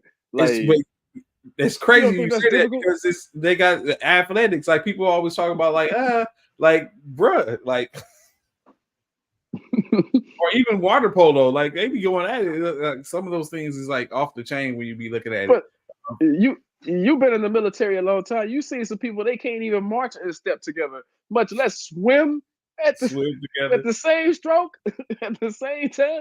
Like, yeah, I got to give it to the synchronized swimmers. That's tough. Diving, all that type of stuff. So definitely some things to continue to take a look at. I asked this, right? Do you think there's the viewership is being lost on the basketball front from the Olympic point standpoint? Are you excited? Because I know I didn't ask that question, but are you excited at seeing the No, you're not ready to see I'm listening. you're not ready to see the men's Olympic team USA? I mean, I'm not even hyped about it. You know, for me personally, as a fan, look, Hmm. we saw the dream team, right? Those my age and stuff, man. We saw the dream team, right? We saw the dream team too. We know what those teams entail. Here it is, 2024, and what my problem is the dream team. They went out there and they went out there to put on a show for the United States, and they were beating teams by 50. Now I know the skill sets of players that got better globally around the world, but what my point is this: we put together these teams that's supposed to be these good teams, and they not that good. Like the bar should be if the dream team was beating them by 50, we trying to beat them by 50. We trying, you know what I'm saying? We trying to live up to that hype. It's not even that no more. Now they just go out there nonchalantly. No. Where's the pride that said, man, we gonna represent, or we gonna do better, or we gonna, and we gonna take it beyond. That used to be the mentality. Like we gonna take like don't give me the torch, we gonna take the torch. You know what I mean? Like that kind of stuff. Like you don't get that. You don't get that sense of pride no more watching the Olympics. I think that's been a part of the fall off is that people, man, we want to see our best go represent and do it the best. Like you don't take no games off, no nights off, no whatever's off. And no way we should be finishing anywhere other than gold in basketball. Ever. Ever. That's a pretty tall order. You in It's no which way we should, man, how you gonna lose at something you invented? I don't even it don't even make sense. Make that make sense to me. How you gonna lose at something you invented? it's possible at some point. At some point, you the players get the things evolve. Evolution takes so Not that ain't that much evolution in the world, man. It's just about who we send, and you know what I mean. I mean, look at some of the names that man, come on, man, that we've sent in the past. Like we ain't been sending our best. Our best don't always want to go. If our best, then the company is no competition. It's none whatsoever. If we send our absolute best every 4 years to this Olympic thing, then we ain't talking about no taking no losses, taking no L's whatsoever. It's when we start sending out mediocres, the mediocres and the jokers, Trey, like the ones that don't want to be there in the first place or whatever. Yeah, the fill-ins. Like this was the projected player, but he's injured, so now we're gonna send this guy and that. Those are the differences. Um, and it kind of sucks, man. It just sucks. Oh, it sucks. I was like, oh man, what happened? Trey gone or something? I didn't even know he was gone. Oh wow. Yes, yes. Um, so I don't know. Like, you tell me what y'all think about it. I guess Trey having technical difficulties right now, but yeah. The USA, in order for us to get back to dominating in the basketball sense, our players they just got to go take advantage of the moment, and we got to go back to sending our absolute best players. Like I said, after Dream Team 1 and 2, it's been like this little fall off. I think that team, um, the team with Kobe, LeBron, and Melo, that was a pretty good team. They didn't really have a whole lot of close games, and it shouldn't even be close. I don't care who on the other teams; it shouldn't even be close. We should dominate basketball because we see these other countries like it's hard to dominate baseball, right? Because the ingredients, like a lot of the best pitchers, like Japan always has strong pitching. Um, Other countries have the bats and stuff like that. The Dominican Republic, Puerto Rico, and stuff like that. That's where a lot of these great batters and stuff come from. All these other countries, so of course they have the players to support that. But I'm saying, as far as basketball, we should never, like everybody want to come here to play in the NBA. So that shows you that the NBA got the best ballers. And I guess before we get out of here, because I don't know if Trey coming or if he's trying to come back or not. Um, but I guess before we get out of here, um, I don't know if Trey was going to talk about this, but something I want to talk about running it back to the NBA as far as the players and what we're seeing in this postseason. We seeing the young players coming up. We seeing some of the veteran players. Um, uh, the Mavericks, they are pretty much in between team as far as veteran, but I think they have. Uh, I know they got probably he said Kyrie the longest tenured in, but the Celtics are not a young team. Like everybody keeps swearing. Like I know by age, these guys are still in their 20s, but this is Tatum's fourth or fifth, fourth or fifth. What this they fifth uh conference finals game? You know, um, together, Tatum and Brown. They've been here before, so they not a young squad. Hmm. They, So, sorry, I they're not got a cut young off there for squad. a second. Yeah, sorry, I was just talking. I went back to the NBA talking about the narratives that you be hearing. Like the Celtics are not a young squad. They got the most veteran squad left in the playoffs. They are the most veteran squad left in the playoffs. And they got probably the most playoff experience if you go player for player left. So their chances of winning the whole thing should be super high. But like I said, the scary part is you got to see you gonna have to see Bronson. You gonna have to see that Iron Man. And Um, I continue to think, you know what? I understand Bronson is the person that the hero, the player, but I honestly think that it's Hart that keeps that team churning along. you think so? Take Brunson off that court and give you what Hart give you, and take Brunson completely out of it, and and the Knicks don't stand a chance. Now do it the other way around. Let Hart be out. Brunson can figure out a way to still win you some games. But I I'm don't just think they win saying, games without. I mean, of course, they don't win games without Bronson. Excuse me, I, without Bronson, but I don't think they win games without Hart either. I bet you the games will be a lot closer without Hart than it would without Bronson. I mean, I'm I mean, just saying. I'm yeah, looking at from a standpoint. I like. Don't get me wrong. I like what Hart is doing, but don't start believing that Hart got something to do. Because when it comes down to it, we seeing one man make every shot. We seeing one man just take over the game. Like to me, it's vintage Kobe, it's vintage Mike, it's vintage what throughout history. One player for a team sport, one player can show dominate a whole lot. that's true. One player could change the tempo. One player could change the whole momentum of that game, and we've seen it. Right, we've seen it from different players throughout this playoffs right now. You know what I'm saying? Like the bounce back of the Joker, the bounce. You know what I'm saying? Like the Joker controlled at least two of those three games that they won. Like just by him bringing the ball up the court, Minnesota not doubling him early. I mean, I would when Joker is dribbling the ball up the court, I'm like, yo, why don't they trap him now?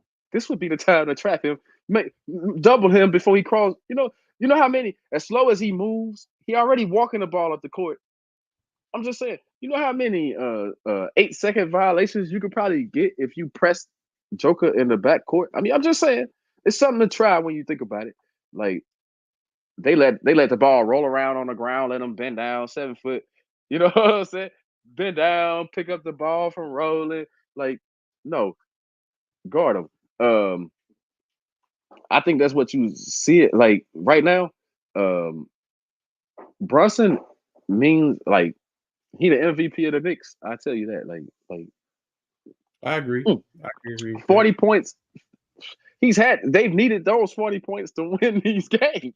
Like if he don't score 40, they in trouble. But can he keep that up realistically? Can he go through another? Can he get through another series dropping 40s like that? I think it depends on how before he's gotten. So if it's an easy 40, probably so. Like if he's just coasting, if he's clicking on all cylinders, open shots, they're leaving them open. But it's Someone, Drew Holiday. You know who's gonna be on him. You know oh Drew go. yeah, he's gonna make it rough on him. Him, Pritchard, in when he relieves, Derek White maybe. Yeah, I think Derek White gonna get some of the Brunson coverage. And if he cooking those, then I think you put Brown on him. Brown with the longer arms and the shiftier body, the athletic frame. I think I think the Celtics can throw so much at him. I mean, I know that series ain't over. Sorry, Indiana, but just looking ahead, Bronson looked like he can. Man, I'm impressed with him. I mean, Anthony Edwards, it goes without saying. Um, but I'm impressed with Gordon. Aaron Gordon, I was impressed Gordon with him is. last year. I think he's standing the test of time. I was impressed with him last year in the finals. I mean, last year on a playoff run. It seemed like when you think Denver don't have nothing to give, man, all of a sudden he can make a 3-point shot. All of a sudden he can do so many different things. And then for me, I think what's more impressive is the hustle points, right? The out of nowhere offensive rebound, to put the tip in, the putbacks that he gets here and there, and then the extra possessions that he get. It's like, man. And then on the defensive end, him accepting some of the challenges that he accepts, man, it's like, yo, hey, he do all he can. And as a team, Denver defense, I think, is underrated, but they actually play pretty good defense as a team together most of the time. What do you think it go with? I've been thinking about this the last couple of days, or just in general, actually longer than days, but for the late, like the players that are basically have to leave an organization to assert their dominance or assert or become better. Aaron Gordon comes to mind because we know he was the high draft pick for Orlando Magic a few years ago, and he left. He's been gone from there like 3 or 4 years. Of course, we see the Magic have gotten better in that time frame, and Aaron Gordon has gone to an organization that has afforded him the opportunity to gain a championship. But then you take a look at players like LeBron James, Hmm. who basically went from his drafted team to a super team to a trying to create another, going back to his team, this to go to another opportunity to create a super team. Like, why are the greats that we see in, why are they no longer staying in one place and they're being bounced all over the place?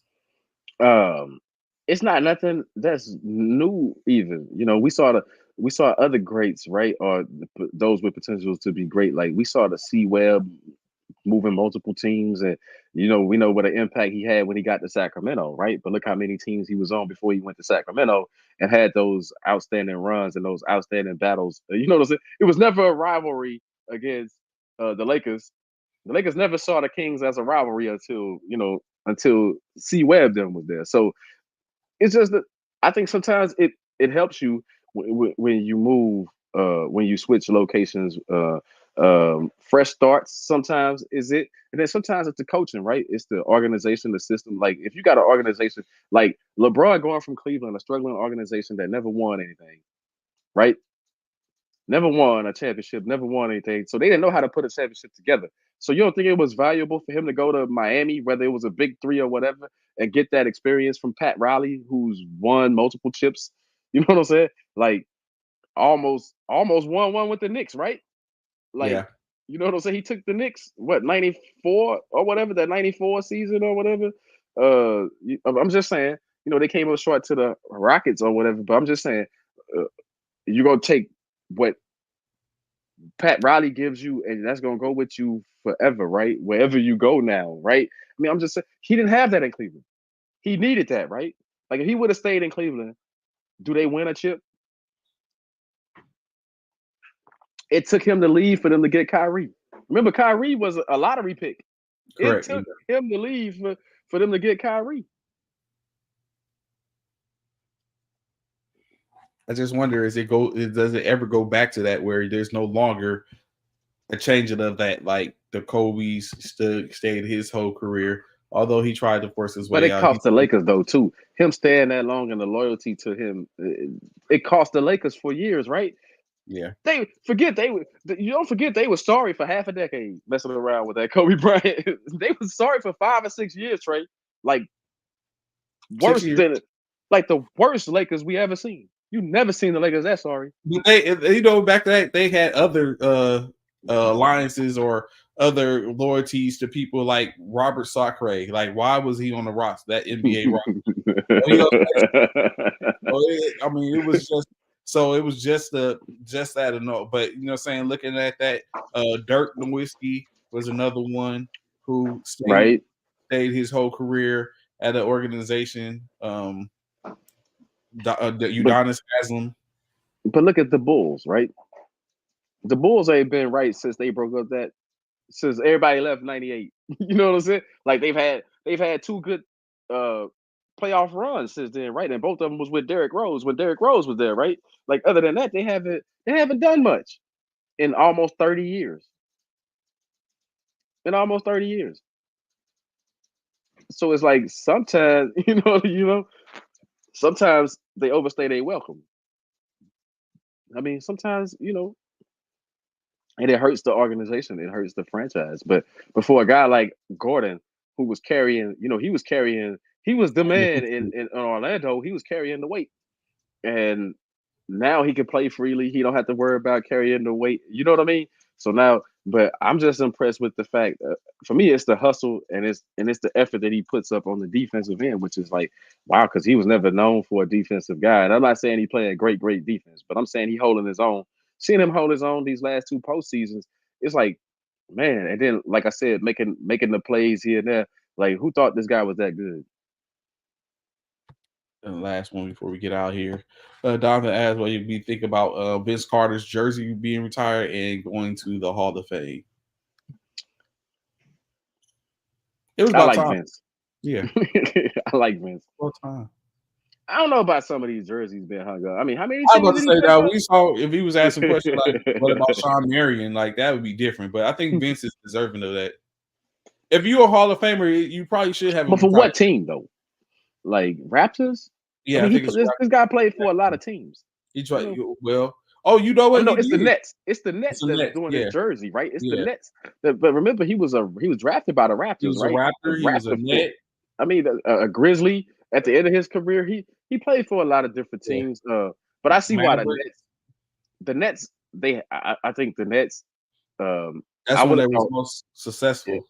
and I'm wondering, Key did Van they? Horn, But did Kenyon they Martin, do what's his name already? I mean, Steelers. do they have J Kids up? Because I think the Nets, if you put Vince up before J Kid, then yeah, I see a problem with that. I Do see a you? problem. Yeah, yeah, because J Kid is what made your engine run. Like the Nets sucked I thought it was. because they got J Kid. They brought off. I Like thought having both him, J Kid, Vince and J Kid was what, and Kenyon Martin.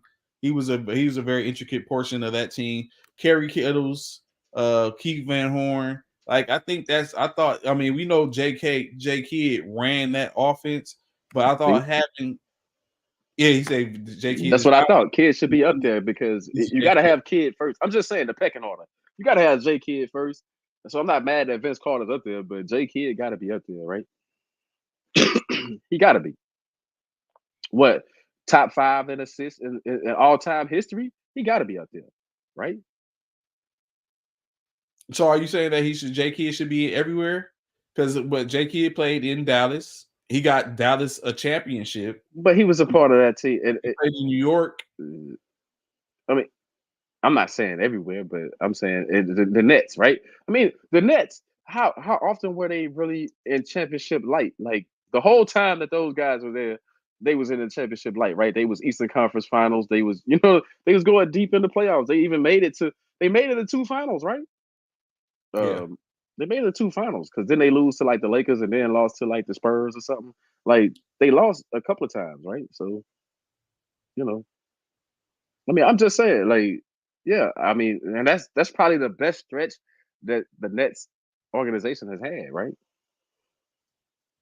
When it was Vince Carter and Jay Kidd, right? That's Yeah. why Kenyon Martin, when it was those, that's probably the best stretch right there. Richard Jefferson came to that squad. Don't forget Richard Jefferson was on that squad. Like they had some players on that squad. As Like when you players, think yeah. about it, when you think about it, they had some players. Kittles was on that squad for a little while. They had some players. Um, so I can't knock it. I like it. I like it. And Vince Carter going into the Hall of Fame, we knew that was going to happen someday, right?